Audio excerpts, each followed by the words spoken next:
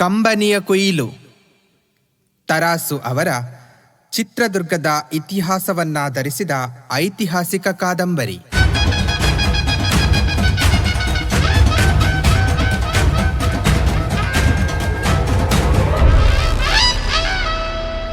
ಅಧ್ಯಾಯ 7.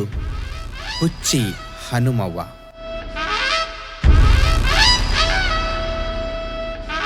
ಕಡುಗಡು ಗತ್ತಿ ಕೈಯಾಗ ಹಿಡಿದು ನಟ್ಟ ಕತ್ತಿ ಬಗಲಾಗಿಟ್ಟು ಎಡಕ್ಕೆ ಬಲಕ್ಕೆ ಕಟ್ಟ್ಯಾರಣ್ಣ ಎಳ್ಳೆಳ್ಡಾಯುಧವ, ಜೈ ಎಳ್ಳೆಳ್ಡಾಯುಧವ. ಹೋ ಹೋ ಹೋ ಹೋ ಹೋ ಹೋ ಹೋ ಹೋ ಹೋ. ಹೊಂಟ್ರಣ್ಣ ಹೊಂಟ್ರು, ಯುದ್ಧಕ್ಕೊಂಟ್ರು. ಹಾಲು ಅನ್ನ ಉಂಡ್ಕೊಂಡು ಮನೆಯಾಗಿರೋ ಮಗನೇ ಅಂದ್ರೆ ಜೀವ ತಿಂದು ಜೀವ ಕೊಡಕ್ಕೆ ಹೊಂಟ್ರು. ಬ್ಯಾಡಿ ಕಣೋಂದ್ರೆ ಕೇಳಲಿಲ್ಲ, ಹೋದ ಹೋಗೇ ಬಿಟ್ಟ. ಆಳು ಕುದುರೆ ದಂಡು ಲಗ್ಗೇಯ ಮಾಡಿ ರಣಹದ್ದು ಚೀರಿತು ಮುಗಿಲಾಗೆ ಆಡಿ. ಮಣ್ಣಾಗೆ ಬಿದ್ದಿತೋ ಮಾಸತಿಯ ಕೈಗಡಗ, ದುರ್ಗದ ಬೀದಿಲಿ ಹರಿದಿತೋ ದುಃಖದ ಹಡಗ. ಶಿಲೆಯ ಎದೆಯಲ್ಲೂ ಕಂಬನಿಯೊಸರುವಂತೆ ಮಾಡುವಂಥ ಶೋಕ ಧ್ವನಿಯಲ್ಲಿ ಮೂಡಿ ಬಂದ ಹಾಡು, ಅದನ್ನು ಹಿಂಬಾಲಿಸಿ ಬಂದ ಕಲ್ಲನ್ನು ಕರಗಿಸುವಂಥ ಉನ್ನತ ವಿಕಟಾಟ್ಟಹಾಸ. ವೀರಣ್ಣನ ಮೈ ಅವನಿಗರಿವಾಗದಂತೆಯೇ ಗದಗುಟ್ಟಿ ನಡುಗಿತು ಅದನ್ನು ಕೇಳಿ. ದಟ್ಟ ಕತ್ತಲಾಗದೆ ಹತ್ತಿರ ಇದ್ದವರ ಮೊಗವು ಕಾಣಿಸದಂತಹ ಸಂಜೆಯ ಮೊಬ್ಬುಗತ್ತಲಿನಲ್ಲಿ ಹಗುರಾದ ನಡೆಯಲ್ಲಿ ನಡೆಯುತ್ತಿದ್ದ ಕುದುರೆಯನ್ನು ಲಗಾಮು ಎಳೆದು ನಿಲ್ಲಿಸಿ ಧ್ವನಿ ಬಂದ ಕಡೆಯೇ ನಿಟ್ಟಿಸಿ ನೋಡಿದ. ವೆಂಕಟರಮಣ ಸ್ವಾಮಿ ದೇವಾಲಯದ ಬಳಿಯ ಹುಣಸೆಯ ತೋಪಿನಲ್ಲಿ ಕವಿದ ಕಗ್ಗತ್ತಲಿನಲ್ಲಿ ಹಾಡುತ್ತಾ ನಗುತ್ತಾ ಅಳುತ್ತಾ ಮನಸ್ಸಿಗೆ ಬಂದಂತೆ ಮಾತನಾಡುತ್ತಾ ಮಣ್ಣುಗುಡ್ಡೆಯ ಮೇಲೆ ಹೊರಳಾಡುತ್ತಿದ್ದ ಹುಚ್ಚಿ ಹನುಮವ್ವನ ಆಕೃತಿ ಮಸುಕು ಮಸುಕಾಗಿ ಕಾಣಿಸಿತು ಅವನ ಕಣ್ಣುಗಳಿಗೆ. ಹುಚ್ಚಿ ಹನುಮವ್ವ ವೀರಣ್ಣನಂತೆಯೇ ಗೋಣೂರಿನವಳು. ಗೋಣೂರಿನಲ್ಲಿ ಅವಳನ್ನು ಅರಿಯದವರು ಯಾರೂ ಇಲ್ಲ. ಬಾಲವೃದ್ಧರಿಗೂ ಅವಳ ಬಾಳ ಕರುಣಾಕತೆ ಗೊತ್ತು. ಇಂದು ಕಂಡ ಮಣ್ಣು ಗುಡ್ಡೆಯಲ್ಲೆಲ್ಲ ಮಗನ ಸಮಾಧಿಯನ್ನರಸುತ್ತಾ ಹುಚ್ಚಾಗಿ ಹಾಡುತ್ತಾ ಚೀರುತ್ತಾ ಅಲೆಯುತ್ತಿರುವ ಹನುಮವ್ವ ಎಂದೂ ಹಾಗೆಯೇ ಇರಲಿಲ್ಲ. ಕೆಲವೇ ವರ್ಷಗಳ ಹಿಂದೆ ಆಕೆ ಎಲ್ಲರಂತೆಯೇ ಇದ್ದಳು. ಕಸ್ತೂರಿ ರಂಗಪ್ಪ ನಾಯಕರ ಕಾಲದಲ್ಲಿ ಆಕೆಯ ಗಂಡ ಅವರ ಸೇನೆಯಲ್ಲೊಬ್ಬ ಮುಖ್ಯಸ್ಥನಾಗಿದ್ದ. ಸಿರಿಯದ ರಂಗಪ್ಪ ನಾಯಕ ಹಿರಿಯೂರಿನ ಕೋಟೆಗೆ ಲಗ್ಗೆ ಹಾಕಿದಾಗ ಅದರ ರಕ್ಷಣೆಗೆಂದು ತೆರಳಿದ ದುರ್ಗದ ಪಡೆಯೊಂದಿಗೆ ಹೋದ ಹನುಮವ್ವನ ಗಂಡ ಆ ಯುದ್ಧದಿಂದ ಹಿಂದಿರುಗಲಿಲ್ಲ. ಹಿಂದಿರುಗಿ ಬಂದುದು ನೂರಾರು ಬಾಣಗಳ ಆಘಾತದಿಂದ ತೂತು ತೂತಾಗಿದ್ದ ವಿಕಾರವಾಗಿ ಕೊಳೆತು ನಾರುತ್ತಿದ್ದ ಅವನ ಶವ. ಆಗ ಹನುಮವ್ವ ಗಂಡನೊಂದಿಗೆ ಸಹಗಮನ ಮಾಡಲು ಸಿದ್ಧಳಾಗಿದ್ದಳು. ಆದರೆ ಇದ್ದೊಬ್ಬ ಮಗ ಚಿನ್ನೋಬಯ್ಯ ಅದಕ್ಕೆ ಅಡ್ಡಿಯಾದ.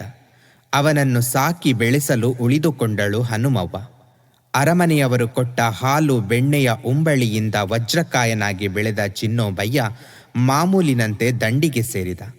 ತೇಗದ ಮರದಂತೆ ಪುಷ್ಟವಾಗಿ ಬೆಳೆದ ಮಗನಿಗೆ ತಕ್ಕ ಮಡದಿಯನ್ನು ತಂದು ಮನೆಯಲ್ಲಿ ತೊಟ್ಟಿಲು ಕಟ್ಟುವುದನ್ನು ಕಾಣಬೇಕೆಂದು ಹನುಮವ್ವ ಬಯಸುತ್ತಿರುವಾಗಲೇ ಮದಕರಿ ನಾಯಕರ ಕಾಲದಲ್ಲಾದ ದೇವಪುರದ ಲಡಾಯಿಯಲ್ಲಿ ಚಿನ್ನೋಬಯ್ಯ ಉರುಳಿದ. ಗಂಡನ ಹೆಣವನ್ನಾದರೂ ಕಂಡಿದ್ದಳು ಹನುಮವ್ವ. ಆದರೆ ಮಗನ ಹೆಣವನ್ನು ನೋಡುವ ಭಾಗ್ಯವೂ ಆಕೆಯ ಹಣೆಯಲ್ಲಿ ಬರೆದಿರಲಿಲ್ಲ. ಯುದ್ಧದಲ್ಲಿ ಮೃತನಾದ ಅವನನ್ನು ಅಲ್ಲೇ ಎಲ್ಲಿಯೂ ಮಣ್ಣು ಮಾಡಲಾಯಿತೆಂಬ ಮಾತನ್ನು ಕೇಳಿದಳು. ಆ ಮಾತು ಕೇಳಿದಾಗ ಆಕೆಗೆ ಏನಾಯಿತೋ ತಾನೇ ಮಗನನ್ನು ಹುಡುಕಿ ತರುವುದಾಗಿ ಹೊರಟಳು. ಅಂದಿನಿಂದ ಹನುಮವ್ವ ಹುಚ್ಚಿ ಹನುಮವ್ವನಾದಳು. ಎಲ್ಲಿ ಮಣ್ಣುಗುಡ್ಡೆ ಕಂಡರೆ ಅಲ್ಲೇ ತನ್ನ ಮಗನ ಸಮಾಧಿಯಾಗಿರಬಹುದೆಂದು ಸಿಕ್ಕ ಕಲ್ಲಿನಲ್ಲೋ ಕಟ್ಟಿಗೆಯ ಚೂರಿನಲ್ಲೋ ಏನೋ ಇಲ್ಲವಾದರೆ ಬರೀ ಕೈಯ ಉಗುರುಗಳಿಂದಲೂ ಆ ಮಣ್ಣುಗುಡ್ಡೆಯನ್ನು ಬಗೆಯುವಳು. ಅದರ ಮೇಲೆ ಉರುಳಿ ಮಗನನ್ನು ಕರೆಯುತ್ತಾ ಹೊರಳಾಡುವಳು. ಹುಚ್ಚಾಗಿ ನಗುವಳು, ಅಳುವಳು, ಹಾಡುವಳು. ಆಕೆಯನ್ನು ಕಂಡು ಮೊದಲ ಹನುಮವ್ವನನ್ನು ಅರಿತಿದ್ದವರಿಗೆ ಕರುಳು ಹಿಂಡಿದಂತಾಗಿ ಕಣ್ಣು ತೇವವಾಗುವುದು. ಎಲ್ಲರೂ ಆಕೆಗೊದಗಿದ ದುರ್ವಿಧಿಗಾಗಿ ಪರಿತಪಿಸುವರು. ಆದರೆ ಸಹಾನುಭೂತಿ, ಪಶ್ಚಾತ್ತಾಪ ಆಕೆಯನ್ನು ಮತ್ತೆ ನೇರವಾದ ಜೀವನಕ್ಕೆ ಮರಳಿಸಲು ಸಾಧ್ಯವಾಗಲಿಲ್ಲ. ಒಮ್ಮೆ 10 ಜನ ಉಂಡುಟ್ಟು ನಲಿಯುತ್ತಿದ್ದ ಮನೆ ಇಲಿ ಹೆಗ್ಗಣಗಳ ಬೀದಿ ನಾಯಿಗಳ ವಾಸಸ್ಥಳವಾಗಿ ಮುಳ್ಳು ಬೆಳೆಯುವ ಭೂಮಿಯಾಗುವುದನ್ನು ತಪ್ಪಿಸಲಾಗಲಿಲ್ಲ. ಯಾರು ಯಾವ ರೀತಿಯಲ್ಲೂ ಆಕೆಗೆ ಸಹಾಯ ಮಾಡುವ ಸ್ಥಿತಿಯಲ್ಲಿರಲಿಲ್ಲ. ಈ ಹೊತ್ತಿನಲ್ಲಿ ಅರೆ ಬೆತ್ತಲೆಯಾಗಿ ಅಲೆಯುತ್ತಿದ್ದ ಹೆಣ್ಣನ್ನು ನೋಡಲಾರದೆ ಪೂಜಾರಿ ಭೀಮಯ್ಯ ಆಕೆಯ ರಕ್ಷಣೆಯ ಹೊಣೆಯನ್ನು ಹೊತ್ತುಕೊಂಡ. ಪೂಜಾರಿ ಭೀಮಯ್ಯ ಗೋಣೂರಿನ ಆಂಜನೇಯ ದೇವಾಲಯದ ಪೂಜಾರಿ ಕೆರೆಯ ಬಳಿಯ ಕಣಗಿಲ ಬನದಲ್ಲಿರುವವನು. ದೇವಾಲಯಕ್ಕೆ ಹತ್ತಿರವಾಗಿಯೇ ಆತನ ಮನೆ. ಆತನಿಗೂ ಮಬ್ಬು ಕರಿಯುತ್ತಿದ್ದ ಕಣ್ಣುಗಳಲ್ಲಿ ಬೆಳಕು ತುಂಬಿ ಬೆಳೆಯುತ್ತಿದ್ದ ಮಗಳು ಗಿರಿಜೆಯಲ್ಲದೆ ಬೇರಾವ ಬಾಳ ಬಂಧನವೂ ಇರಲಿಲ್ಲ. ಆತನ ಬಾಳು ಆ ಮಗಳ ಪಾಲನೆ ಪೋಷಣೆಗೆ, ಆಂಜನೇಯ ಅರ್ಚನೆಗೆ ಮೀಸಲಾಗಿತ್ತು. ಬೆಳೆದು ವಯಸ್ಸಿಗೆ ಬಂದ ಗಿರಿಜೆ ಅರಮನೆಯ ಊಳಿಗಕ್ಕೆ ಸೇರಿದ ಮೇಲೆ ಆಂಜನೇಯನೊಬ್ಬನೇ ಅವಳ ಬಾಳ ಸರ್ವಸ್ವವಾಗಿದ್ದ. ಗಿರಿಜಾ ಆಂಜನೇಯ ಊಳಿಗಕ್ಕೆ ಸೇರಿದ ಮೇಲೂ ಅಷ್ಟು ದಿನ ಆತನಿಗೆ ಮಗಳ ಚಿಂತೆ ತಪ್ಪಿರಲಿಲ್ಲ. ತನ್ನ ಮಗಳಾಗಿ ಜನಿಸಿದವಳು ಯೋಗ್ಯನಾದವನೊಬ್ಬನ ಮಡದಿಯಾಗಿ ಅವನ ಮನೆಯನ್ನು ಬೆಳಗಿದ ದೀಪ ಹೋದವನ ಮನೆಯ ನಂದಾದೀಪವಾಗಿ ಬೆಳಗುವ ದಿನ ಎಂದು ಬಂದೀತೋ, ಯಾರ ಕೈಗೆ ಅವಳ ಕೊರಳಿಗೆ ತಾಳಿ ಕಟ್ಟುವ ಪುಣ್ಯ ಬರುವುದೋ ಎಂಬ ಚಿಂತೆ ಅಷ್ಟು ದಿನ ಆತನನ್ನು ಕಾಡಿತ್ತು. ಆದರೆ ಎಲ್ಲಕ್ಕೂ ಆಂಜನೇಯನೇ ಶರಣೆಂದು ನಂಬಿದ ಭೀಮಯ್ಯ ಈ ಚಿಂತೆಯನ್ನು ಅಷ್ಟಾಗಿ ಹಚ್ಚಿಕೊಂಡಿರಲಿಲ್ಲ. ಮಗಳು ತನ್ನವಳಾದರೇನು, ಅವಳನ್ನು ಕಾಪಾಡಿ ಅವಳಿಗೆ ಸರಿಯಾದ ಸಂಸಾರದ ದಿಕ್ಕು ತೋರಿಸುವ ಹೊಣೆಗಾರಿಕೆ ತಮ್ಮಿಬ್ಬರನ್ನು ಸೃಷ್ಟಿಸಿದ ಆಂಜನೇಯನಿಗಿಲ್ಲವೇ? ಲೋಕವನ್ನೇ ಸಾಕುವ ಬಲಭೀಮ ತನ್ನ ಬೆಂಬಲಕ್ಕಿರುವಾಗ ಈ ಚಿಂತೆ ನನಗೇಕೆ ಎಂದು ತನ್ನ ಹೆಗಲಿನ ಮೇಲಿನ ಭಾರವನ್ನು ಹನುಮಂತನ ವಿಶ್ವವಿಶಾಲ ವಜ್ರಬಾಹುಗಳ ಮೇಲೆ ಹೇರಿ ಆ ಚಿಂತೆಯನ್ನು ಕಡಿಮೆ ಮಾಡಿಕೊಂಡಿದ್ದ. ಆಂಜನೇಯನ ಅನುಗ್ರಹವೂ ಗಿರಿಜೆಗೆ ಲಭಿಸಿದಂತಿತ್ತು. ಹಳ್ಳಿಯ 10 ಜನ ಹುಡುಗಿಯರು ತಮ್ಮವನಾದಾನೆ ಎಂದು ಹಾರೈಸಬಹುದಾದಂತಹ ಗಂಡು ವೀರಣ್ಣನ ಅನುರಾಗ ದೃಷ್ಟಿ ಗಿರಿಜೆಯ ಮೊಗದ ಮೇಲೆ ಬಿದ್ದು ಅವಳ ಕನ್ನಡಿ ಗೆನ್ನೆಗಳ ಮೊಗವನ್ನು ಕೆಂಪೇರಿಸಿತ್ತು. ಬಂಗಾರದ ಬಣ್ಣದ ತೆನೆಗಳ ಬಾರಕ್ಕೆ ಬಾಗಿ ಭೂಮಿಯನ್ನು ಆಲಂಗಿಸಿದ ಭತ್ತದ ಪೈರುಗಳ ನಡುವೆ ಸುಗ್ಗಿಯ ದೇವತೆಯಂತೆ ನಗುತ್ತಾ ಕೊಯ್ಲು ಪದ ಹಾಡುತ್ತಾ ಗದ್ದೆಯನ್ನು ಕೊಯ್ಯುತ್ತಿದ್ದ ಗಿರಿಜೆ ತನ್ನನ್ನೇ ಎವೆಯಿಕ್ಕದ ಕಣ್ಣುಗಳಿಂದ ನೋಡುತ್ತಿದ್ದ ವೀರಣ್ಣನ ಹೃದಯವನ್ನು ಭತ್ತದ ತೆನೆಯೊಂದಿಗೆ ಕತ್ತರಿಸಿ ತನ್ನ ಮಡಿಲಲ್ಲಿ ತುಂಬಿಕೊಂಡಳು. ನಕ್ಕಾಗ ಕುಳಿ ಬೀಳುವ ಅವಳ ತುಂಬು ಗೆನ್ನೆಗಳ ಕುಳಿಯಲ್ಲಿ ವೀರಣ್ಣನ ಕಣ್ಣು ಬಂದಿಯಾದವು. ಅವನ ನೋಟಕ್ಕೆ ಅವಳ ತಲೆ ಬಾಗಿದರೆ ಅವನ ಕಣ್ಣು ಅವಳ ಕಾಲಲ್ಲಿ ಹುದುಗಿ ಬಾಗಿದ ಮೊಗವನ್ನು ಕಾಣಲು ಯತ್ನಿಸುವುದು. ದಂಡಿಗೆ ಸೋಲಲಿಲ್ಲ, ದಾಳಿಗೆ ಸೋಲಲಿಲ್ಲ, ಹುಡುಗಿ ಕಣ್ಣಿಗೆ ಸೋತು ಬಿಟ್ಟ ಗಂಡು ಬಂಟ ಎಂದು ಅವರಿಬ್ಬರನ್ನು ಕಂಡ ಹಳ್ಳಿಯ ಹಿರಿಯರು ನಕ್ಕು ಅವರಿಬ್ಬರ ದಾಂಪತ್ಯಕ್ಕೆ ತಮ್ಮ ಹರಕೆಯ ರಕ್ಷಣೆಯೂ ಇದೆಯೆಂದು ಸೂಚಿಸಿದರು. ತಮ್ಮ ವಿವಾಹ ಆದಷ್ಟು ಬೇಗ ಆಗಬೇಕೆಂಬ ಆತುರ ಅವರಿಬ್ಬರಿಗೂ ಇದ್ದಷ್ಟೇ ಉಳಿದವರಿಗೂ ಇದ್ದರೂ ಆಂಜನೇಯ ವಿವಾಹದ ಮುಹೂರ್ತಕ್ಕೆ ಒಪ್ಪಿ ಬಲಗಡೆಯ ಹೂವು ಕೊಡುವವರೆಗೂ ಆ ಶಾಸ್ತ್ರವನ್ನು ಮುಗಿಸಬಾರದು ಎಂಬ ಭೀಮಯ್ಯನ ಹಠದಿಂದ ಆ ಕಾರ್ಯ ವರ್ಷಕ್ಕೆ ಮುಂದಕ್ಕೆ ಹೋಗುತ್ತಾ ಬಂದಿತ್ತು. ಮದುವೆಯ ಕಾರ್ಯ ಮುಗಿಯದೆ ತಡವಾಗುತ್ತಿದೆ. ನೀನು ಶುದ್ಧ ಬ್ರಹ್ಮಚಾರಿಯಾಗಿ ಕೆಟ್ಟೆ. ಪ್ರಾಯದ ಮಕ್ಕಳ ಒಂಟಿ ಬಾಳಿನ ನೋವು ನಿನಗೆ ಅರ್ಥವೇ ಆಗೋದಿಲ್ಲ. ಶುದ್ಧ ಕಲ್ಲು ಹನುಮನೇ ಆಗಿಬಿಟ್ಟೆ ಎಂದು ಭೀಮಯ್ಯ ತನ್ನ ಆರಾಧ್ಯ ದೇವತೆಯೊಂದಿಗೆ ಜಗಳವಾಡಿದರೂ ಇಂದಲ್ಲ ನಾಳೆ ಇದು ಆಗುವ ಕೆಲಸ ಎಂದುಕೊಂಡು ನಿನಗಿಷ್ಟ ಬಂದಾಗ ಹೂ ಕೊಡು ಎಂದು ನಿಶ್ಚಿಂತನಾಗಿದ್ದ. ನನಗಿನ್ನು ಬಾಳಿನಲ್ಲಿ ಬೇರಾವ ಚಿಂತೆಯೂ ಇಲ್ಲ, ನಿನಗಿಷ್ಟವಿದ್ದಷ್ಟು ದಿನ ನಿನ್ನ ಸೇವೆ ಮಾಡಿಸಿಕೋ ಎಂದು ಭೀಮಯ್ಯ ಆಂಜನೇಯನಿಗೆ ಹೇಳಿದ ಹೊತ್ತಿನಲ್ಲಿ ಆಂಜನೇಯ ಅವನ ಹೆಗಲ ಮೇಲೆ ಹನುಮವ್ವನನ್ನು ಹೇರಿದ್ದ. ಒಂದು ದಿನ ಇನ್ನೂ ಮೂಡಲ ಕಪ್ಪು ಕರಗಿ ಕೆಂಪಾಗುವ ಮುನ್ನವೇ 10 ಜನ ಹೊರುವಷ್ಟು ಕಣಗಿಲ ಹೂವನ್ನು ಕೊಯ್ದು ಕೆರೆಯಲ್ಲಿ ಸ್ನಾನ ಮುಗಿಸಿ ಪೂಜೆಗೆಂದು ದೇವಾಲಯಕ್ಕೆ ಬಂದ ಭೀಮಯ್ಯ ಆಂಜನೇಯ ಗುಡಿಯ ಮುಂದೆ ಬೆತ್ತಲೆಯಾಗಿ ಹೊರಳಾಡುತ್ತಿದ್ದ ಹನುಮವ್ವನನ್ನು ಕಂಡು ಬೆಚ್ಚಿಬಿದ್ದ. ನಿದ್ರೆಯಿಲ್ಲದೆ ಶೋಕ ಉನ್ಮಾದದಿಂದ ಕೆಂಪಾದ ಆಕೆಯ ಕಣ್ಣುಗಳು, ಜಡೆಗಟ್ಟಿ ಹುಚ್ಚಾಗಿ ಹಾರುತ್ತಿದ್ದ ಕೂದಲು, ಧೂಳುಗಟ್ಟಿದ ಮುಖಮೈ, ಆಕೆಯ ವಿವಸ್ತ್ರ ಸ್ಥಿತಿ, ಅಳುತ್ತಾ ಹೊರಳಾಡುತ್ತಿರುವ ಹೆಣ್ಣು ಹೃದಯದ ದುರಂತ ಇವುಗಳನ್ನು ಕಂಡು ಭೀಮಯ್ಯನ ಎದೆಯನ್ನು ಗರಗಸದಿಂದ ಕೊಯ್ದಂತಾಯಿತು. ಮುತ್ತೈದೆತನದ ಸೌಭಾಗ್ಯದಿಂದ ಅಲಂಕೃತಳಾಗಿ ತಾಯ್ತನದ ಹೆಮ್ಮೆಯಲ್ಲಿ ಬೀಗುತ್ತಾ ಶನಿವಾರದ ಪೂಜೆಗೆ ತಪ್ಪದೆ ಬರುತ್ತಿದ್ದ ಹನುಮವ್ವನನ್ನು ಭೀಮಯ್ಯ ಕಂಡಿದ್ದ. ಆಂಜನೇಯನಲ್ಲಿ ಆಕೆಗಿದ್ದ ಭಕ್ತಿಯನ್ನು ಕಂಡು ಮೆಚ್ಚಿಕೊಂಡಿದ್ದ. ಆ ಹನುಮವ್ವ ಈಗ ಹೀಗೆ. ಈಗವಳು ಮುತ್ತೈದೆಯಲ್ಲ, ತಾಯಿಯೂ ಅಲ್ಲ. ಯಾರನ್ನು ಕಂಡರೂ ಬೊಗಳುವ ಬೀದಿಯ ನಾಯಿಗಳು ಕಂಡು ಹೆದರುತ್ತಾ ಚೀರುತ್ತಾ ಓಡುವ ಮಕ್ಕಳ ತಾಯಂದಿರು ಹೆದರಿ ತೋಳೊಳಗೆ ಇರುವ ಮಕ್ಕಳ ಮುಖಕ್ಕೆ ಸೆರಗು ಹೊದಿಸಿ ಶ್ರೀರಾಮ ರಕ್ಷೆ ಆಂಜನೇಯ ರಕ್ಷೆ ಎನ್ನುತ್ತಾ ಬೆದರಿ ಸರಿಯುವಂತಹ ಬೆತ್ತಲು ಮೈಯ ಹುಚ್ಚಿ. ಎಂಥ ಹೆಣ್ಣಿಗೆ ಎಂಥ ಪಾಡು! ಅದನ್ನು ಕಂಡು ಅವನ ಕಾಲು ಮರಗಟ್ಟಿತು. ಅಷ್ಟು ದಿನ ತಾನು ಪೂಜಿಸಿದ ದೇವತೆಯ ಮೇಲೂ ಒಂದು ಗಳಿಗೆ ಸಿಟ್ಟು ಬಂತು. ಆ ಸಿಟ್ಟಿನಲ್ಲೇ ದೇವಾಲಯದ ಒಳಗೆ ಹೋಗಿ ಭೀಮಾಕಾರವಾಗಿ ನಿಂತ ಆಂಜನೇಯನ ಮುಂದೆ ತಾನು ತಂದಿದ್ದ ಪೂಜಾ ದ್ರವ್ಯಗಳನ್ನೆಲ್ಲ ಎಸೆದು ಆತನ ಪಾದದ ಬಳಿ ಕುಸಿದು, ಮಾರುತಿರಾಯ, ಮಾರುತಿರಾಯ, ಇದೇನು ನಿನ್ನ ಆಟ? ಈ ಹೆಣ್ಣಿನ ವಿಷಯಕ್ಕೆ ಇಷ್ಟೇಕೆ ನಿಷ್ಕರುಣಿಯಾದೆ ತಂದೆ? ಸೀತಾದೇವಿಯ ದುಃಖಕ್ಕೆ ಮರುಗಿ ಸಾಗರವನ್ನೇ ಹಾರಿ ಲಂಕೆಯನ್ನು ಸುಟ್ಟು ರಾಕ್ಷಸನನ್ನು ಕೊಂದ ಮಹಾಕರುಣಿ ನೀನು. ನಿನಗೆ ಈ ಹೆಣ್ಣೆಂದರೆ ಅಷ್ಟು ಅಸಡ್ಡೆಯೇ, ತಾತ್ಸಾರವೇ, ಕರುಣೆಯೇ ಬತ್ತಿ ಹೋಯಿತೆ ನಿನ್ನ ಎದೆಯಲ್ಲಿ? ಹೇಳು, ಹೇಳು, ಯಾವ ಪಾಪಕ್ಕೆಂದು ಇಷ್ಟು ಚಲಿಸುತ್ತಿದ್ದೀಯೇ? ಆಕೆಯನ್ನು ಕೊಂದಾದರೂ ನಿನ್ನ ಸಿಟ್ಟು ತೀರಿಸಿಕೊಳ್ಳಬಾರದೆ ತಂದೆ? ಮರ್ಯಾದಸ್ಥನ ಮಗಳನ್ನು ಬೆತ್ತಲೆಯಾಗಿ ಅಲೆಸಿ ನೀಚ ಜನರಂತೆ ನೀನು ನಗುತ್ತೀಯಾ? ಅಹಿರಾವಣ ಮಹಿರಾವಣರನ್ನು ನಡುಗಿಸಿದ ನಿನ್ನ ಕ್ರೋಧದ ಕಣ್ಣಿಗೆ ಈ ಬಡ ಹೆಣ್ಣಿನ ಬೇಟೆಯಾಡಿ ನೋಡುವ ಚಪಲವೇ? ಎಂದು ತನ್ನ ಶೋಕದ ಆಳವನ್ನೇ ತಾನರಿಯದೆ ಉನ್ಮತ್ತ ನಗುನಗುತ್ತಿರುವ ಹೆಣ್ಣನ್ನು ಕಂಡು ಕಂಬನಿಗೆರೆದ. ತನ್ನ ಮಾತಿಗಾಗಲಿ ಶೋಕಕ್ಕಾಗಲಿ ಕಂಬನಿಗಾಗಲಿ ಕದಲಿ ಚಲಿಸದೆ ನಿಂತ ಶಿಲಾಮೂರ್ತಿಗೆ ಮಜ್ಜನ ಮಾಡಿಸಿ ಹೂವಿಡುತ್ತಾ ಹೇಳಿದ, ಲೋಕವೇ ಕೈಬಿಟ್ಟ ಈ ಹೆಣ್ಣಿಗೆ ನೀನಲ್ಲದೆ ಬೇರೆ ಯಾರು ದಿಕ್ಕು? ನಿನಗೆ ಅವಳನ್ನು ಸಾಕುವ ಆಸೆ ಇಲ್ಲದಿದ್ದರೆ ನಿನ್ನ ದಾಸಾನುದಾಸ ನನಗಾದರೂ ಸಾಕಿಕೋ ಎಂದು ಹೇಳು. ಭೀಮಯ್ಯನ ಆ ಪ್ರಾರ್ಥನೆಗೆ ಉತ್ತರ ಕೊಟ್ಟಂತೆ ಆಂಜನೇಯನ ಬಲತೋಳ ಮೇಲಿದ್ದ ಹೂವು ಕೆಳಗುರುಳಿತು. ಅದನ್ನು ಕಂಡು ಭೀಮಯ್ಯ ಅವಕ್ಕಾದ. ತನ್ನ ಮಗಳ ಮದುವೆಗೆ ಹೂ ಕೇಳಿದರೆ ಕೊಡದ ಈ ಮೊಂಡ ಹನುಮ ಇವಳ ವಿಷಯಕ್ಕೆ ಇಷ್ಟು ಬೇಗ ಹೂ ಕೊಟ್ಟ. ಇನ್ನೇನು ಸಂಸಾರದ ಚಿಂತೆ ನನಗಿಲ್ಲ, ನಿನ್ನ ಚಿಂತೆಯೊಂದೇ ಸಾಕು ಎಂದರೆ ಈ ಹೊಸ ಸಂಸಾರ ನನ್ನ ಹೆಗಲಿಗೆ ಹಾಕುತ್ತೀಯ ಕಳ್ಳ ಹನುಮ? ಅದೇನು ಆಟ ಆಡುತ್ತೀಯೋ ಆಡು, ನಾನು ನೋಡೇ ಬಿಡುತ್ತೇನೆ ಎಂದು ಆ ಅಚ್ಚರಿ ಮೆಚ್ಚುಗೆಯಲ್ಲೇ ದಿನದ ಪೂಜೆಯನ್ನು ಮುಗಿಸಿ ಹೊರಬಂದು ದೇವಾಲಯದ ಮುಂದೆ ಬೆತ್ತಲೆಯಾಗಿ ಬಿದ್ದಿದ್ದ ಹೆಣ್ಣಿಗೆ ತನ್ನ ಹೆಗಲ ಮೇಲಿನ ಉತ್ತರೀಯವನ್ನೇ ಉಡಿಸಿ ನೈವೇದ್ಯ ಮಾಡಿದ ಹಾಲು ಹಣ್ಣುಗಳನ್ನು ಬಲಾತ್ಕಾರವಾಗಿ ತಿನ್ನಿಸಿ ಮನೆಗೆ ಕರೆತಂದ. ಅಂದಿನಿಂದ ಗಿರಿಜೆಯೊಂದಿಗೆ ಹನುಮವ್ವನು ಭೀಮಯ್ಯನಿಗೆ ಒಬ್ಬ ಮಗಳಾದಳು. ಬೆಳೆದು ಅರಮನೆಯ ಊಳಿಗದಲ್ಲಿದ್ದ ಗಿರಿಜೆ ಅವನಿಗೆ ಭಾರವಾಗಿರಲಿಲ್ಲ. ಆದರೆ ಆ ಮಗಳನ್ನು ಸಾಕುವುದೇ ತುಂಬ ಕಷ್ಟದ ಕೆಲಸವಾಗಿತ್ತು.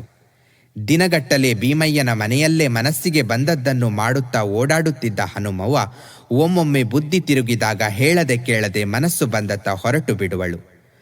ಆಗ ಹಗಲಾಗಲಿ ರಾತ್ರಿಯಾಗಲಿ ಅವಳನ್ನು ಹುಡುಕಿ ಮತ್ತೆ ಮನೆಗೆ ಕರೆತರುವವರೆಗೂ ಭೀಮಯ್ಯ ಊಟ ನಿದ್ರೆ ಮಾಡುತ್ತಿರಲಿಲ್ಲ. ನಡುರಾತ್ರಿಯಾದರೂ ಪಂಜು ಹಿಡಿದು ಹುಡುಕುತ್ತಾ ಹೊರಡುವನು.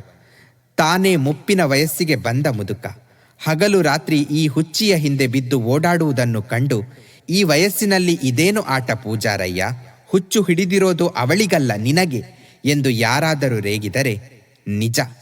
ಆ ಹನುಮ ಯಾರಿಗೆ ಯಾವ ಹೊತ್ತಿನಲ್ಲಿ ಏನು ಹುಚ್ಚು ಹಿಡಿಸುತ್ತಾನೋ ಕಂಡವರು ಯಾರು? ನನಗೇನು ಕನಸು ಬಿದ್ದಿತ್ತೆ ಆ ಕಳ್ಳ ಹನುಮ ಹೀಗೆ ಮಾಡುತ್ತಾನೆಂತ? ಇನ್ನು ನನಗೆ ಸಂಸಾರವಿಲ್ಲ, ಇನ್ನು ನನ್ನ ಭಾರ ನಿನ್ನ ಮೇಲೆ ಇರಲಿ ಎಂದರೆ ಇಲ್ಲ ಅನ್ನುತ್ತೀಯಾ? ಈಗೋ ಇಲ್ಲಿದೆ ನೋಡು ನಿಮ್ಮಪ್ಪನ ಮನೆ ಗಂಟು, ಹೊತ್ತುಕೋ ಅಂತ ಹೆಗಲ ಮೇಲೆ ಹಾಕಿತ. ನಾನೇನು ಮಾಡಲಿ ಎನ್ನುವನು ನಗುತ್ತ. ಇದೋ ಮೊದಲೇ ಗುಡ್ಡಗಾಡು ಸೀಮೆ, ಹಾವೋ ಹುಳುವೋ ಹುಲಿಯೋ ಕಿರುಬವೋ ಏನಾದರೂ ಅಡ್ಡವಾದರೆ ಗತಿಯೇನು? ಹಗಲು ರಾತ್ರಿ ನೋಡದೆ ಅಲಿಯುತ್ತೀಯಲ್ಲ ಎಂದರೆ ಅವನು ಆಡಿಸಿದ ಹಾಗೆ ಆಡುವವನು ನಾನು.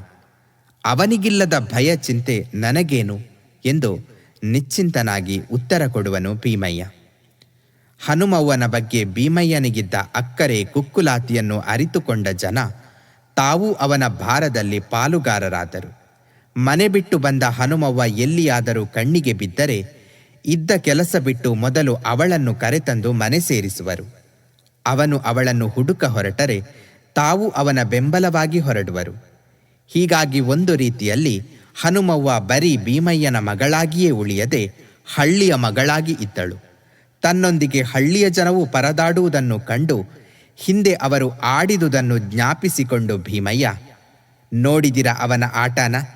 ನನಗೆ ಹುಚ್ಚು ಹಿಡಿಸಿದ ಎಂದಿರಿ, ಈಗ ನೋಡಿದಿರ ನಿಮಗೂ ಹೇಗೆ ಹುಚ್ಚು ಹಿಡಿಸಿ ಆಟ ಆಡಿಸುತ್ತಿದ್ದಾನೆ? ಬಲಭೀಮ ಅಂದರೆ ಸಾಮಾನ್ಯದವನೇ ಎಂದು ನಗುವನು. ಎಷ್ಟಾದರೂ ನೀನು ಪ್ರಸಾದ ಹಂಚೋ ಪೂಜಾರಯ್ಯ ಅಲ್ಲವೇ? ಈ ಪ್ರಸಾದನು ಹಂಚಿಬಿಟ್ಟೆ ಎಂದು ಹಳ್ಳಿಯ ಜನವು ಅವನೊಂದಿಗೆ ನಗುವಿನಲ್ಲಿ ಬೆರೆಯುವುದು. ಯಾರ ಮಾತು ಅರ್ಥವಾಗದೆ ತನ್ನ ಪ್ರಪಂಚದಲ್ಲೇ ತೊಳಲುವ ಹನುಮವ್ವನು ಒಮ್ಮೊಮ್ಮೆ ಇವರ ನಗುವಿನೊಂದಿಗೆ ತನ್ನ ನಗುವನ್ನು ಬೆರೆಸುವಳು. ಈ ಯುದ್ಧಕ್ಕಷ್ಟು ಬೆಂಕಿ ಬೀಳ, ಮಾಡಿದೋರ ಪಾಪ ನೋಡಿದೋರ ಮೇಲೆ ಅಂದ್ಹಾಂಗೆ. ಯಾರೋ ಮಾಡಿದ ಯುದ್ಧ ಈ ಜೀವಕ್ಕೆ ಬೆಂಕಿ ಹಾಕಿಬಿಡ್ತು. ರಾಜ್ಯ ದೊರೆಗಾಯಿತು. ಸತ್ತೋನು ಧೀರ ಅನಿಸಿಕೊಂಡ. ಏನೂ ಅರಿಯದ ಈ ಹೆಣ್ಣು ಮುಖ ಕಾಡು ಮೇಡು ಅಲಿಯಬೇಕಾಯಿತು. ಶಿವಶಿವ, ಈ ಗೋಳು ಎಂದಿಗೆ ತಪ್ತದೋ ಎಂದು ನಿಟ್ಟುಸಿರು ಬಿಡುವರು. ಅವಳು ನಗುವಳು. ಅದನ್ನು ಕೇಳಿದ ಜನದ ಕಣ್ಣಲ್ಲಿ ಕಂಬನಿವಸರುವುದು. ಆಕಸ್ಮಿಕವಾಗಿ ಹುಣಸೆಯ ತೋಪಿನಲ್ಲಿ ಹನುಮವ್ವನ ಧ್ವನಿಯನ್ನು ಕೇಳಿದ ವೀರಣ್ಣನಿಗೆ ಒಂದು ಗಳಿಗೆ ಮೈ ನಡುಗಿತಾದರೂ ಆ ಧ್ವನಿ ಯಾರೆಂಬುದು ಮನವರಿಕೆಯಾದ ಕೂಡಲೇ ಕುದುರೆಯಿಂದಿಳಿದು ಅದನ್ನು ಪಕ್ಕದ ಸಾಲು ಮರಕ್ಕೆ ಕಟ್ಟಿಹಾಕಿ ಹನುಮವ್ವನನ್ನು ಕರೆತರಲು ಹೊರಟ. ತನ್ನ ಪಾಡಿಗೆ ತಾನು ಏನೋ ಮಾತನಾಡಿಕೊಳ್ಳುತ್ತಾ ಧೂಳಿನಲ್ಲಿ ಹೊರಳುತ್ತಿದ್ದ ಹನುಮವ್ವ ಇವನ ಹೆಜ್ಜೆಯ ಸದ್ದು ಕೇಳಿದ ಕೂಡಲೇ ಮಣ್ಣಿನಿಂದ ಮೇಲೆದ್ದು ಹತ್ತಿರ ಬಂದ ವೀರಣ್ಣನನ್ನೇ ದುರುಗುಟ್ಟಿ ನೋಡಿದಳು. ಮಸುಕು ಗತ್ತಲಲ್ಲೂ ಅವನ ಆಕಾರವನ್ನು ಕಂಡ ಕೂಡಲೇ ಹನುಮವ್ವನ ಮೈಯೇಕೋ ಗದಗುಟ್ಟಿ ನಡುಗಲಾರಂಭಿಸಿತು. ಮರುಗಳಿಗೆಯೇ ಕತ್ತಲು ಬೆದರುವಂತೆ ವಿಕಾರ ಸ್ವರದಲ್ಲಿ ಚೀರಿ ಅವನಿಂದ ದೂರ ಓಡಲಾರಂಭಿಸಿದಳು. ಇದ್ದಕ್ಕಿದ್ದಂತೆಯೇ ಅವಳು ಚೀರಿದುದನ್ನು ಕೇಳಿ ವೀರಣ್ಣನ ಮೈ ಮೇಲೆ ಮಂಜು ನೀರನ್ನು ಸುರಿಸಿದಂತಾಯಿತು. ಮರುಗಳಿಗೆಯೇ ಅವನು ಸಾವರಿಸಿಕೊಂಡು ಎತ್ತಲೋ ಓಡಿ ಹೋಗುತ್ತಿದ್ದ ಅವಳನ್ನು ಹಿಡಿದು ತರಲು ಅವನೂ ಅವಳ ಹಿಂದೆಯೇ ಓಡಿದ. ಯಾವುದೋ ಭೀತಿ ಬೆನ್ನಟ್ಟಿದಂತಿದ್ದ ಹನುಮವ್ವನ ಕಾಲುಗಳಿಗೆ ಬಿರುಗಾಳಿಯ ಬಲ ಬಂದಂತೆ ಓಡುತ್ತಿದ್ದಳು ದುರ್ಗದ ದಾರಿಯಲ್ಲಿ. ಅಷ್ಟೇ ವೇಗವಾಗಿ ಅವಳನ್ನು ಹಿಂಬಾಲಿಸಿದ ವೀರಣ್ಣ.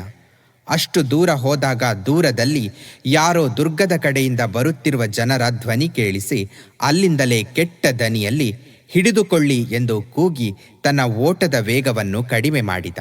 ಹನುಮವ್ವನ ಓಡುವ ಕಾಲಿನ ಸದ್ದು ನಿಂತು ಅವಳನ್ನು ಅವರು ಯಾರೋ ಹಿಡಿದು ನಿಲ್ಲಿಸಿರಬಹುದೆಂದು ತೋರಿತು ವೀರಣ್ಣನಿಗೆ. ಆದರೂ ನಿಲ್ಲದೆ ಆದಷ್ಟು ಬೇಗ ಅವಳ ಹಿಂದೆಯೇ ನಡೆದ. ದುರ್ಗದತ್ತಣಿಂದ ಬರುತ್ತಿದ್ದ 4 ಜನ ಹೆಂಗಸರ ಗುಂಪು ಹನುಮವ್ವ ಅಳುವ ಸದ್ದು ಕೇಳಿ ಬಂದು ಅವಳು ಅಲ್ಲೇ ಇರುವಳೆಂಬುದನ್ನು ಸೂಚಿಸಿತು.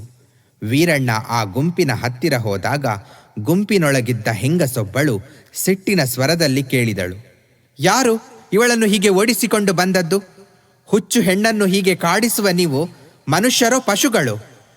ಹೆಣ್ಣಿನ ಸ್ವರ ವೀರಣ್ಣನಿಗೆ ಪರಿಚಿತವಾದುದೇ. ಗಿರಿಜೆಯದು. ಅರಮನೆಯಿಂದ ಹಗಲು ಕೆಲಸ ತೀರಿಸಿಕೊಂಡು ತನ್ನ ಜೊತೆಗಾತಿಯರೊಂದಿಗೆ ಹಳ್ಳಿಗೆ ಹಿಂದಿರುಗುತ್ತಿದ್ದ ಗಿರಿಜೆಯ ಕೈಯಲ್ಲೇ ಸಿಕ್ಕಿದ್ದಳು ಹನುಮವ್ವ. ಆ ಪ್ರಶ್ನೆಯ ಜೋರಿನಲ್ಲಿ ಬೆಚ್ಚಗಾದ ವೀರಣ್ಣನ ಮೈ ಗಿರಿಜೆಯ ಪರಿಚಿತ ಸ್ವರವನ್ನು ಕೇಳಿ ಶಾಂತವಾಯಿತು. ಓಡಿ ಬಂದುದರಿಂದ ಏದುತ್ತಿದ್ದ ಉಸಿರನ್ನು ಹತೋಟಿಗೆ ತಂದುಕೊಂಡು ಹೇಳಿದ, ನಾನು ಗಿರಿಜಾ, ವೀರಣ್ಣ. ಇವಳನ್ನು ನಾನು ಓಡಿಸಿಕೊಂಡು ಬರಲಿಲ್ಲ. ನನ್ನನ್ನೋಡಿ ಏಕೋ ಏನೋ ಇವಳೇ ಹೀಗೆ ಓಡಿ ಬಂದಳು. ಯಾರು ಅಂತ ತಿಳಿದುಕೊಂಡಳೋ ಏನೋ. ಹತ್ತಿರದಲ್ಲೇ ವೀರಣ್ಣನ ಧ್ವನಿಯನ್ನು ಕೇಳಿದ ಹನುಮವ್ವ ಗಿರಿಜೆಯ ಹಿಡಿತದಿಂದಲೂ ಬಿಡಿಸಿಕೊಂಡು ಓಡಲು ಯತ್ನಿಸಿದಳು. ಮತ್ತೆ ಅವಳ ಮೈ ಭಯದಿಂದ ಕಂಪಿಸತೊಡಗಿತ್ತು. ಅವಳ ಬೆನ್ನು ನೇವರಿಸಿ ಭೀತಿಯನ್ನು ನಿವಾರಿಸಿ ಗದ್ದರಿಸಿ ಆಡಿದ ತನ್ನ ಮಾತಿಗೆ ತಾನೇ ನಾಚಿ ಮೆದುವಾದ ಧ್ವನಿಯಲ್ಲಿ ಹೇಳಿದಳು ಗಿರಿಜಾ, ನೀವೇ? ಕತ್ತಲತ್ತ ಕಾಣಲಿಲ್ಲ. ಹೀಗೆ ಏಕೆ ಓಡಿ ಬಂದಳು? ಏಕೋ ನಾ ಕಾಣೆ ಎಂದು ವೀರಣ್ಣ ಹನುಮವ್ವನನ್ನು ತಾನು ವೆಂಕಟರಮಣ ಸ್ವಾಮಿಯ ಗುಡಿಯ ಬಳಿ ಹುಣಸೆಯ ತೋಪಿನಲ್ಲಿ ಕಂಡುದು ಅಲ್ಲಿಂದ ಅವಳನ್ನು ಹಳ್ಳಿಗೆ ಕರೆದುಕೊಂಡು ಹೋಗಲು ಯತ್ನಿಸಿದಾಗ ನಡೆದುದೆಲ್ಲವನ್ನೂ ವಿವರಿಸಿದ. ಇವಳ ರೀತಿನೇ ತಿಳಿಯೋದಿಲ್ಲ. ಒಂದೊಂದು ಸಲ ಗುರುತಿದ್ದೋರನ್ನ ಕಂಡರೂ ಗುರುತಿಲ್ಲದವರನ್ನು ಕಂಡ ಹಾಗೆ ಆಡುತ್ತಾಳೆ.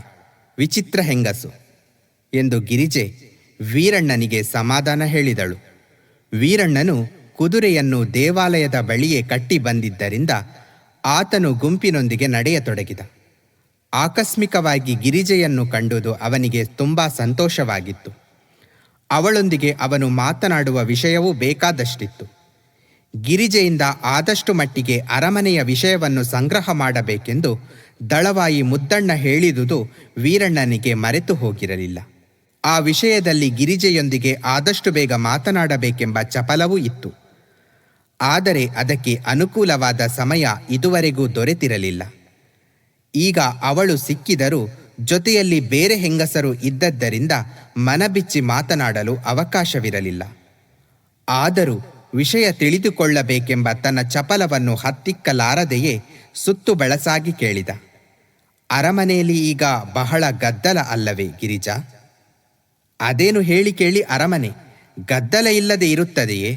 ವೀರಣ್ಣನ ಪ್ರಶ್ನೆಗೆ ಅಷ್ಟೇ ಹಾರಿಕೆಯ ಉತ್ತರ ಕೊಟ್ಟಳು ಗಿರಿಜೆ. ಆದರೆ ವೀರಣ್ಣ ಅಷ್ಟಕ್ಕೆ ಬಿಡಲಿಲ್ಲ. ಗದ್ದಲ ಏನೋ ಯಾವಾಗಲೂ ಇದ್ದದ್ದೇ, ಆದರೆ ಈಗಂತೂ ಇನ್ನೂ ವಿಶೇಷ. ಪಟ್ಟಾಭಿಷೇಕ ಬೇರೆ ನಡೆಯೋದಿದೆ. ಅಂದ ಹಾಗೆ ನಿನ್ನೆ ಸಭೆಯಲ್ಲಿ ಏನೋ ಗದ್ದಲ ನಡೆಯಿತು ಅಂತ ಕೇಳಿದೆ. ಮುಂದೆ ಪಟ್ಟಕ್ಕೆ ಯಾರು ಬರ್ತಾರೆ ಅನ್ನೋದೇನಾದರೂ ನಿಷ್ಕರ್ಷೆ ಆಯ್ತಂತ? ಗಿರಿಜೆಯ ಜೊತೆಗಿದ್ದ ಮತ್ತೊಬ್ಬ ಅರಮನೆಯ ಪರಿಚಾರಗಿತ್ತಿ ತಾನು ಮಾತನಾಡುವ ಚಪಲವನ್ನು ಹತ್ತಿಕ್ಕಲಾರದೆಯೇ ನಡುವೆ ಬಾಯಿ ಹಾಕಿ ಹೇಳಿದಳು. ದಳವಾಯಿಗಳು ದೊಡ್ಡೋರು, ಅರಮನೆಯೋರು ಅನ್ನ ಇಡೋ ದಣಿಗಳು. ದೊಡ್ಡೋರ ಸುದ್ದಿ ನಮಗೇಕೆ ಹೇಳು? ನಾವು ಮಾಡೋದು ಪರಿಚಾರಕ ಕೆಲಸ. ನಮ್ಮ ಚಾಕರಿ ನಾವು ನೋಡಿಕೊಂಡು ಹೋದರೆ ಸಾಲದೆ? ಕಬ್ಬಿಣ ಹೊಡೆಯೋ ಹತ್ತಿರ ನೊಣಕ್ಕೇನು ಕೆಲಸ? ಅರಮನೆಯ ವಿಷಯ ತಾವು ಚರ್ಚಿಸಬಾರದಂತಹ ಮಾತು ಎಂಬ ಧ್ವನಿಯಲ್ಲಿ ಹೇಳಿದಳು ಗಿರಿಜೆ. ಆ ವಿಷಯ ಇಷ್ಟು ಚರ್ಚಿಸಿದುದು ತನಗೆ ಸಮಾಧಾನವಿಲ್ಲ ಎಂಬುದು ಧ್ವನಿಯಲ್ಲಿ ಸ್ಪಷ್ಟವಾಗಿತ್ತು. ಆದರೆ ಪರಿಚಾರಗಿತ್ತಿಗೆ ಅದನ್ನು ಅರ್ಥ ಮಾಡಿಕೊಳ್ಳುವ ಶಕ್ತಿ ಇರಲಿಲ್ಲ. ವೀರಣ್ಣನಿಗೆ ಅದು ಅರ್ಥವಾದರೂ ಅರ್ಥವಾದುದನ್ನು ತೋರಿಸಿಕೊಳ್ಳುವುದು ತನ್ನ ಉದ್ದೇಶಕ್ಕೆ ಸಹಕಾರಿಯಾಗಿರಲಿಲ್ಲವಾದುದರಿಂದ ಅದನ್ನು ಅರ್ಥ ಮಾಡಿಕೊಳ್ಳದವನಂತೆಯೇ ಹೇಳಿದ. ನಿನ್ನ ಮಾತು ನಿಜ ಗಿರಿಜ. ದೊಡ್ಡೋರ ವಿಷಯ ಅವರ ಎದುರಿಗೆ ಮಾತಾಡೋ ಯೋಗ್ಯತೆ ನಮಗಿಲ್ಲ. ಆದರೆ ನಮ್ಮಲ್ಲಿ ಮಾತನಾಡಿಕೊಳ್ಳುವುದಕ್ಕೇನು? ಆ ಸುದ್ದಿನೇ ಮಾತನಾಡಬಾರದು ಅಂತ ಯಾರಾದರೂ ಅಡ್ಡಿ ಮಾಡಿದರಾ? ಅಡ್ಡಿ ಮಾಡಲಿ ಬಿಡಲಿ, ನಾವು ಯಾಕೆ ಮಾತಾಡಬೇಕು? ಅವರಿಂದ ನಮಗಾಗೋದು ಏನಿದೆ? ವೀರಣ್ಣನ ಪ್ರಶ್ನೆಗೆ ಉತ್ತರವಾಗಿ ಗಿರಿಜಾ ಮರುಪ್ರಶ್ನೆ ಹಾಕಿದಳು. ಏನಾದರೂ ನಮಗಾಗೋದು ಅಷ್ಟರಲ್ಲೇ ಇದೆ. ಆದರೂ ಇದ್ದ ವಿಷಯ ಮಾತನಾಡಿಕೊಳ್ಳಲಿಕ್ಕೇನು? ಊರ ಜನ ಎಲ್ಲವೂ ಮಾತನಾಡುವುದಿಲ್ಲವೇ? ನಾವು ಊರ ಜನ ಅಲ್ಲವಲ್ಲ, ಮತ್ತೇನು? ನಾವು ಅರಮನೆಯ ಉಪ್ಪು ಉಣ್ಣೋ ಜನ. ನಮಗವರು ಸಂಬಳ ಸಾರಿಗೆ ಕೊಡೋದು ಚಾಕರಿ ಮಾಡಲಿ ಅಂತಾನೆ ಹೊರತು ತಮ್ಮ ವಿಷಯ ಅಲ್ಲಲ್ಲಿ ಮಾತನಾಡಲಿ ಅಂತಲ್ಲ. ಅಷ್ಟಕ್ಕೂ 3 ಹೊತ್ತು ಊಳಿಗಗೆಯ್ಯೋ ಜನಕ್ಕೆ ಏನು ಸುದ್ದಿ ತಿಳಿಯುತ್ತೆ? ದಳವಾಯಿಗಳ ವಿಚಾರ ಏನು ಅಂತ ನಿಮ್ಮನ್ನು ಕೇಳಿದರೆ ನಿಮಗೆ ಗೊತ್ತಾ? ಗಿರಿಜೆಯ ಉತ್ತರದಲ್ಲಿ ಇಂಥ ಪ್ರಶ್ನೆಗಳನ್ನು ಕೇಳಬಾರದು ಎಂದು ಛೇಡಿಸುವ ಕಟಕಿ ಇತ್ತು. ಆ ಮಾತಿನ ಮುಳ್ಳಿರಿತದಿಂದ ವೀರಣ್ಣ ಒಂದು ಗಳಿಗೆ ಅಪ್ರತಿಭನಾದ. ಮಾತಿನ ಜಾಡು ಹೀಗೆ ತಿರುಗಬಹುದೆಂದು ಆತ ಊಹಿಸಿರಲಿಲ್ಲ. ಆದರೆ ಗಿರಿಜೆಯ ಪ್ರಶ್ನೆಗೆ ಏನೂ ಉತ್ತರ ಕೊಡಲಾಗಲಿಲ್ಲ. ಆದರೆ ಗಿರಿಜೆಯ ಜೊತೆಗಿದ್ದ ಹೆಂಗಸರಿಗೆ ಗಿರಿಜೆಯ ಮಾತು ಅಡ್ಡಿಯಾಗಿರಲಿಲ್ಲ. ಎಂತಲೇ ಇನ್ನೊಬ್ಬಳು ಕೇಳಿದಳು.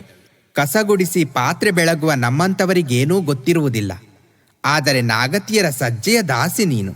ನಿನ್ನ ಬಿಟ್ಟು ಅವರ ಹೆಜ್ಜೇನೂ ಅಲ್ಲಾಡೋದಿಲ್ಲ. ಎಲ್ಲಿಗೆ ಕಳುಹಿಸಬೇಕಾದ್ರೂ ನಿನ್ನನ್ನೇ ಕಳುಹಿಸುತ್ತಾರೆ. ಹೀಗಿರುವಾಗ ನಿನಗೆ ಗೊತ್ತಿಲ್ಲ ಅಂದರೆ ಯಾರಾದರೂ ನಂಬಲಿಕ್ಕಾಗುತ್ತದೆಯೇ? ನಾವು ಕೇಳಬಾರದ ಸಣ್ಣ ಜನ, ಅದಕ್ಕೆ ಹೇಳೋಕೆ ಹಿಂಜರಿಯುತ್ತೀಯ ಎಂದಳು. ಅವಳ ಮಾತನ್ನು ಕೇಳಿ ಗಿರಿಜೆಗೆ ಬೇಡವೆಂದರೂ ಬಿಡದೆ ಅಪ್ರಿಯವಾದ ಈ ಮಾತನ್ನು ಮುಂದುವರಿಸುತ್ತಿದ್ದಾರಲ್ಲ ಎನಿಸಿ ಸಿಟ್ಟು ಬಂದಿತು. ಆದರೆ ಸಿಟ್ಟಿನ ಮಾತನಾಡುವುದರಿಂದ ಜೊತೆಯವರಲ್ಲಿ ಮನಸ್ತಾಪ ಬೆಳೆಯುವುದರ ವಿನಃ ಹೆಚ್ಚಿನ ಪ್ರಯೋಜನವಾಗುವುದಿಲ್ಲವೆನ್ನುವುದನ್ನರಿತು, ಹೀಗೆಲ್ಲ ನಾವು ಅರಮನೆಯ ವಿಷಯ ಮಾತನಾಡುತ್ತೇವೆ ಅಂತ ತಿಳಿದರೆ ಅರಮನೆಯವರು ಶೂಲಕ್ಕೇರಿಸಿಯಾರು. ಬಿಡು, ನಮಗೇಕೆ ಅವರ ಮಾತು? ಏನಾದರೂ ಆಡಿಕೊಳ್ಳಲಿ, ಏನಾದರೂ ಮಾಡಿಕೊಳ್ಳಲಿ. ನಮ್ಮದೇ ನಮಗೆ ಹಾಸಿ ಹೊದೆಯುವಷ್ಟಿರುವಾಗ ಇನ್ನೊಬ್ಬರ ಚಿಂತೆ ಕಟ್ಟಿಕೊಂಡು ನಮಗಾಗುವುದೇನು? ಹೊತ್ತಾಗಿ ಹೋಯಿತು. ಅಪ್ಪಯ್ಯ ಕಾಯ್ತಾ ಇರ್ತಾನೆ. ಇವಳು ಬೇರೆ ತಪ್ಪಿಸಿಕೊಂಡು ಬಂದಿದ್ದಾಳೆ. ಎಲ್ಲೆಲ್ಲಿ ಪರದಾಡ್ತಾ ಇರ್ತಾನೋ ಏನೋ. ನೀವು ನಡೆದುಕೊಂಡೇ ಬಂದಿರ ದುರ್ಗದಿಂದ ಎಂದು ಆ ಮಾತು ಮುಗಿದಂತೆ ಮಾಡಿ ವೀರಣ್ಣನನ್ನು ಕೇಳಿದಳು. ಇಲ್ಲ, ಕುದುರೆಯ ಮೇಲೆ ಬಂದೆ. ಹನುಮವ್ವನನ್ನು ಕರೆದುಕೊಂಡು ಹೋಗೋಣಂತ ಇಳಿದು ಗುಡಿಯ ಹತ್ತಿರ ಮರಕ್ಕೆ ಕಟ್ಟಿ ಹಾಕಿದ್ದೆ. ಹಾಗಾದರೆ ನೀವು ಮುಂದೆ ಹೋಗಿ. ಅಪ್ಪಯ್ಯನಿಗೆ ಹನುಮವ್ವ ಇಲ್ಲಿದ್ದಾಳೆ, ನಮ್ಮ ಜೊತೆಯಲ್ಲಿ ಬರ್ತಾ ಇದ್ದಾಳೆ, ಏನೂ ಚಿಂತೆ ಮಾಡಬೇಡಿ ಅಂತ ಹೇಳಿ ಎಂದಳು. ಗಿರಿಜಾ ಆ ಮಾತು ಹೇಳಿದ ಬಳಿಕ ತನಗಿನ್ನು ಅಲ್ಲಿ ಮಾತನಾಡಲು ಅವಕಾಶವಿಲ್ಲವೆಂಬುದು ಅರಿವಾಗಿ ಅನಿವಾರ್ಯವಾಗಿ ವೀರಣ್ಣ ವೇಗವಾಗಿ ಹೆಜ್ಜೆ ಹಾಕುತ್ತಾ ಮುಂದೆ ನಡೆದ. ಮಾತನಾಡಿಕೊಳ್ಳುತ್ತಾ ಅವರಾಗಲೇ ಗುಡಿಯವರೆಗೂ ಬಂದಿದ್ದರು. ಕತ್ತಲಲ್ಲಿ ಮರಕ್ಕೆ ಕಟ್ಟಿದ ಕುದುರೆ ಹುಲ್ಲಿನಲ್ಲಿ ಬಾಯಾಡಿಸುತ್ತಾ ನಿಂತುದು ಇವರ ಹೆಜ್ಜೆ ಸದ್ದನ್ನು ಕೇಳಿ ಕೆನೆಯಿತು. ಓಡುವ ಕುದುರೆಯ ಕರಪುಟದ ಸದ್ದು ದೂರವಾಗಿ ವೀರಣ್ಣ ಹಳ್ಳಿಯತ್ತ ಹೋದನೆಂಬುದು ನಡೆದು ಬರುತ್ತಿದ್ದ ಹೆಂಗಸರ ಗುಂಪಿಗೆ ಅರಿವಾಯಿತು. ವೀರಣ್ಣ ಗುಂಪಿನ ಜೊತೆಯಲ್ಲಿ ಇರುವವರೆಗೂ ಒಂದೂ ಮಾತನಾಡದೆ ಮೂಕಳಂತೆ ಗಿರಿಜೆಯ ತೋಳು ಹಿಡಿದು ಹಿಂಬಾಲಿಸುತ್ತಿದ್ದ ಹನುಮವ್ವ ಅವನು ಹೋದ ಮೇಲೆ ತಟಕ್ಕನೆ ಹೇಳಿದಳು, ಈ ದಂಡಿನೋರ ಮನೆ ಎಕ್ಕುಟ್ಟೋಗ, ಗಿರಿಜಾ ಅವನ ಜೊತೆಯಲ್ಲಿ ಮಾತನಾಡಬೇಡ. ಹನುಮವ್ವನ ಮಾತು ಕೇಳಿ ಗಿರಿಜೆಗೂ ಗುಂಪಿನಲ್ಲಿದ್ದ ಇತರ ಹೆಂಗಸರಿಗೂ ಆಶ್ಚರ್ಯವಾಯಿತು. ಏಕೆ ಮಾತನಾಡಬಾರದು ಹನುಮವ್ವ? ಗಿರಿಜೆಯೇ ಕೇಳಿದಳು. ಮಾತನಾಡಬಾರದು. ಏಕೆ? ಅವರು ಕಾಲಿಟ್ಟ ಕಡೆ ಕಣ್ಣೀರು, ಓಡಾಡಿದ ಕಡೆ ಉಸುಗು. ಅವರ ಕಣ್ಣು ಬಿದ್ದ ತಾವ ನೆಲದಲ್ಲಿ ಹಸಿರು ಕೂಡ ಬೆಳೆಯಾಕಿಲ್ಲ. ನನ್ನ ಮಗನ್ನೊಯ್ದು ಎಲ್ಲೋ ಮಣ್ಣು ಮಾಡಲಿಲ್ಲವಾ ಈ ಹಾಳಾದೋರು? ಇವರ ವಂಶ ನಿರ್ವಂಶವಾಗ ಎಂದು ಕರ್ಕಶವಾಗಿ ಹೇಳಿ ಗಟ್ಟಿಯಾಗಿ ಅಳಲಾರಂಭಿಸಿದಳು. ಒಂದು ಗಳಿಗೆ ಅದು, ಮರುಗಳಿಗೆಯೇ ಗಿರಿಜಾ ಗಿರಿಜಾ ನಿನ್ನ ಬಿಡೋದಿಲ್ಲ ಆ ದೆಯ್ಯ, ಗಬಕ್ಕಂತ ನುಂಗಿಬಿಡುತ್ತೆ, ನಂಬಬ್ಯಾಡ ಎಂದವಳೆ ದೆಯ್ಯ ದೆಯ್ಯ ಸಿಪಾಯಿ ದೆಯ್ಯ ಎಂದು ಗಟ್ಟಿಯಾಗಿ ನಗಲಾರಂಭಿಸಿದಳು. ಅವಳ ಮಾತು ನಗುವನ್ನು ಕೇಳಿ ಗಿರಿಜೆಯ ಮೈಯ ಮೇಲೆ ಹಾವು ಹರಿದಂತಾಯಿತು. ಛಿ, ಹಾಗೆಲ್ಲ ಮಾತನಾಡಬಾರದು ಬಿಡು ಎಂದು ಗದರಿಕೊಂಡಳು. ಆದರೆ ಹನುಮವ್ವನಿಗೆ ಅದರ ಪರಿವೇ ಇರಲಿಲ್ಲ. ಕತ್ತಲು ತುಂಬಿದ ಮುಗಿಲಿನಲ್ಲಿ ಕೆದರಿದ್ದ ತಾವರೆಗಳು ಬೆದರುವಂತಹ ಸ್ವರದಲ್ಲಿ ತನಗೆ ತಾನೇ ಹಾಡು ಹೇಳುತ್ತಿದ್ದಳು. ಬಂಗಾರಕ್ಕ ಊರು ಸೀಮೆಯ ಸುಟ್ಟು, ಬಿಲ್ಲು ಬತ್ತಳಿಕೆ ತೊಟ್ಟು, ಹಣೆ ಮ್ಯಾಲೆ ಬೀದಿ ಬಟ್ಟು, ಮನೆಗೆಲ್ಲ ಹೊಡೆದಾರು ರಕ್ತದ ಚಟ್ಟು, ದಾರಿಯ ಬಿಡೆಲೋ ಬಡಗೊರವ. ಮುಂದಿನ ಸಂಚಿಕೆಯಲ್ಲಿ ಮತ್ತೆ ಭೇಟಿಯಾಗೋಣ. ಅಲ್ಲಿಯವರೆಗೆ ನಮಸ್ಕಾರಗಳು.